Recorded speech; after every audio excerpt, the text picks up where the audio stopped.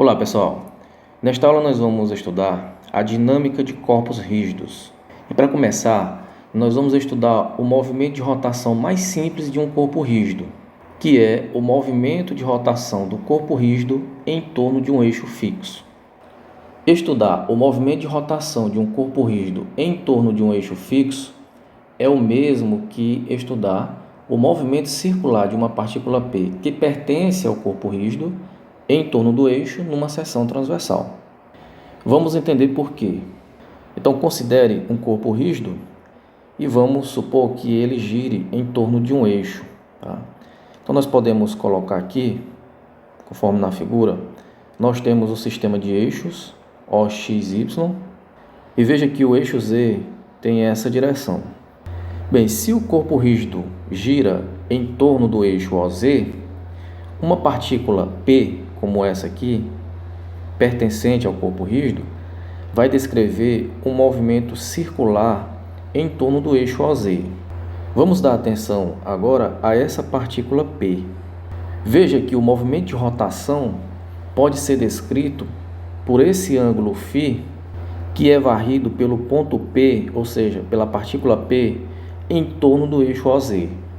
Bem, a trajetória descrita pelo ponto P, ou seja, pela partícula P, é um círculo. E a área desse círculo define aqui uma seção transversal no corpo rígido. Essa seção transversal está no plano O', X', Y', mostrado aí na figura. Então, como você está percebendo, essa seção transversal é perpendicular ao eixo OZ. Veja que o vetor O'P, que está representado aqui na figura pelo vetor ρ, é um vetor cujo módulo é a distância entre a partícula P e o eixo OZ. A partícula P também pode ser localizada em relação à origem O. Veja que o vetor posição da partícula P em relação a essa origem O é o vetor R. O vetor O' é representado pelo vetor Z, cujo módulo nos dá a distância entre as origens dos dois sistemas de eixos. Como estamos supondo que esse corpo rígido está girando no sentido anti-horário, quando visto da extremidade de Z, nós temos aqui representado na figura também o vetor velocidade angular. Muito bem, do estudo do movimento circular, nós temos que a velocidade linear dessa partícula P pode ser obtida em função da velocidade angular e da distância da partícula ao eixo de rotação, ou seja, a distância O'P. A velocidade linear é igual à velocidade angular vezes ρ, nesse caso, né? Mais ômega é dφ dt, aí multiplicado por ρ. A derivada do ângulo φ em relação ao tempo é uma derivada temporal e eu posso colocar com essa simbologia. dφ dt eu posso colocar como sendo φ ponto, certo? Aí fica multiplicado por ρ. E nós sabemos que a velocidade linear da partícula P é tangente à trajetória em cada ponto P. Então, o vetor velocidade V, velocidade linear, está mostrado aqui na figura. Tem essa direção e esse sentido para esse instante de tempo t.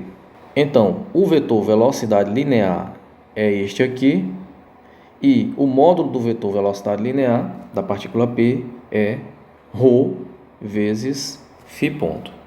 O momento angular de uma partícula de massa m no ponto P em relação a essa origem fixa O é L é igual R vetorial P, ou seja, R vetorial M vezes V. E como a massa é um escalar, nós temos que o momento angular da partícula de massa m no ponto P em relação à origem fixa é m multiplicado pelo produto vetorial entre R e V. Agora veja que esse vetor R, que é a localização da partícula P em relação a essa origem fixa, é dado por esse vetor z mais o vetor ρ. Então, substitui-se o valor de r, que é z mais ρ, aqui, e nós vamos ter isto aqui. Ou seja, o momento angular da partícula P em relação à origem fixa será igual a m que multiplica z mais ρ, vetorial v. E aí você faz aqui as multiplicações, você vai ter, será igual a m que multiplica z vetorial v, mais m que multiplica ρ vetorial v. Então, pessoal, o momento angular total da partícula P em relação a O é isso aqui. Veja que, para esse primeiro termo aqui, nós vamos ter como resultado um vetor que é perpendicular a z. Basta você utilizar aí a regra da mão direita. Faça z vetorial v, o vetor resultante é perpendicular ao eixo z. Ou seja, é também perpendicular ao vetor z. Agora, analisando esse termo aqui, nós temos que o produto vetorial entre ρ e v resulta um vetor que é paralelo ao eixo OZ. Como nós estamos estudando aqui rotação de corpo rígido em torno do eixo OZ, só vai nos interessar, a priori, esse termo aqui. Então, em nosso caso aqui, só nos interessa a componente do momento angular ao longo do eixo de rotação, que é a componente Lz do momento angular. Então, veja que o módulo de Lz é igual ao módulo disto aqui. Ou seja, isso é igual a m vezes o módulo de ρ, vezes o módulo de v, vezes o seno do ângulo entre eles. Se você observar aqui na figura, você vai ver que o ângulo entre ρ e v é 90 graus. Então, seno de 91. Então, o módulo de Lz é igual a m vezes ρ vezes v, mas, conforme vimos, v é igual a ρ vezes φ ponto. Ou seja, isso aqui é igual a m vezes ρ vezes ρ φ ponto. Φ ponto é a derivada de φ em relação a t. Então, isso aqui é igual a m vezes ρ ao quadrado φ ponto. E nós sabemos que φ ponto é velocidade angular. Então, isso aqui é igual a m ρ ao quadrado vezes velocidade angular. Então, pessoal, concluímos que Lz, que é a componente do momento angular ao longo do eixo de rotação, é igual a m ρ ao quadrado vezes ômega, onde ômega é a velocidade angular de rotação do corpo rígido. Bem, nós podemos comparar este resultado aqui com este resultado aqui, que é o momento angular de uma partícula. E nós vimos que o momento angular de uma partícula é dado por mr ao quadrado ômega, onde m é a massa da partícula e r é a distância da partícula ao eixo de rotação. E nós vimos que essa quantidade mr ao quadrado, ou seja, I, é o momento de inércia da partícula em relação a um ponto. Então, veja a relação entre momento angular, momento de inércia e velocidade angular. Então, pessoal, voltando aqui para o nosso caso, nós estamos vendo que mρ ao quadrado é o momento de inércia da partícula P em relação à O', e é chamado de momento de inércia em relação ao eixo de rotação.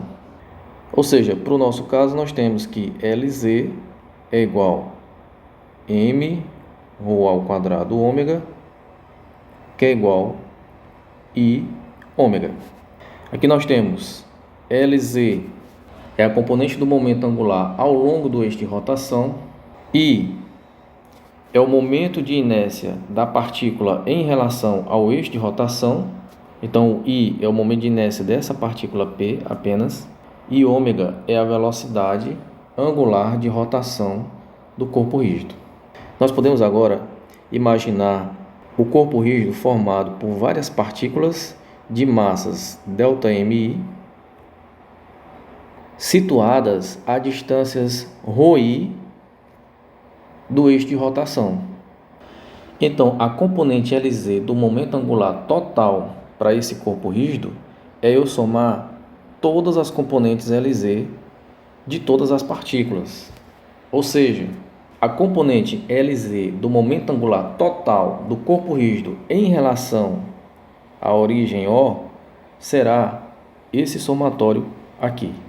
E aí você pode substituir, no lugar de Lz de cada partícula, você pode colocar como sendo ρi ao quadrado vezes ΔMi vezes ômega. De tal forma que a componente Lz do momento angular total será dado por isto aqui. Observe que eu posso colocar Lz como sendo I vezes ômega, onde I, que é o momento de inércia, é essa quantidade aqui. E sendo isso aqui igual ao momento de inércia, nós podemos passar isso ao limite do contínuo, podemos fazer ΔMi tender a zero, e o momento de inércia será dado agora por esta expressão aqui, a integral de ρ ao quadrado dm. Então, pessoal, nós temos aqui mostrando como calcular o momento de inércia de um corpo rígido em relação ao eixo de rotação. Veja que na figura nós temos um corpo rígido rotacionando em torno do eixo Z. Para calcular o momento de inércia desse corpo rígido em relação ao eixo Z, eu vou delimitar um elemento de massa dm e vejo qual a distância de dm ao eixo de rotação. Depois você vai fazer ρ ao quadrado dm, isso é o momento de inércia desse elemento de massa dm em relação ao eixo Z. E aí, ao integrar essa quantidade, ρ ao quadrado dm, você vai obter o momento de inércia do corpo rígido em relação ao eixo de rotação, que nesse caso é o eixo Z. Visto isso, nós podemos agora aplicar a lei fundamental da dinâmica das rotações. A lei fundamental da dinâmica das rotações para um sistema de partículas diz que a taxa de variação com o tempo do momento angular total do sistema de partículas em relação a um ponto é igual à resultante de todos os torques externos em relação a esse ponto. Tomando aqui apenas a componente Z de L, nós temos dLz dt é igual à componente Z ao longo do eixo da resultante dos torques externos em relação ao ponto fixo O do eixo. Bem, pela definição de momento de inércia, ρ ao quadrado dm, nós vemos aqui que o momento de inércia não depende da escolha do ponto O. E velocidade angular também não depende, certo? Velocidade angular depende do ângulo varrido, como um todo. Então, como momento de inércia e velocidade angular não dependem da escolha do ponto O, o mesmo deve valer para a componente Z da resultante dos torques externos em relação ao ponto O. Logo, o torque pode ser tomado em relação a qualquer ponto do eixo de rotação. Bem, vamos copiar aqui novamente esta nossa expressão para a componente Z do momento angular. Nós temos que dLz dt é igual à derivada desse produto, I vezes ômega. Acontece que, para um corpo rígido, as distâncias ρ dos elementos de massa ao eixo são invariáveis, porque é um corpo rígido, de modo que I é constante. Então, nós temos dLz dt é igual a I vezes d ômega dt. Tá certo? O I saiu porque I é constante. Então, isso é igual a momento de inércia vezes d ômega dt é a aceleração angular. E aí veja que isso aqui ainda é igual a componente Z da resultante dos torques externos. Ou seja, a componente Z da resultante dos torques externos é igual a momento de inércia vezes aceleração angular, onde alfa é d ômega dt, ou seja, ômega ponto, ou seja, é a segunda derivada do ângulo φ em relação ao tempo.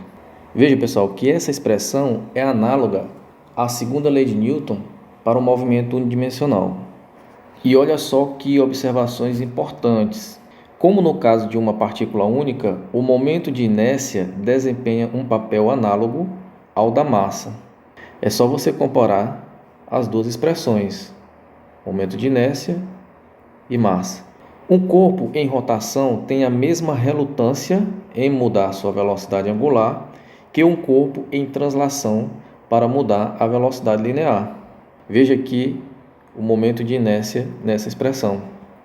E o coeficiente de inércia correspondente, aqui no estudo das rotações, é o momento de inércia.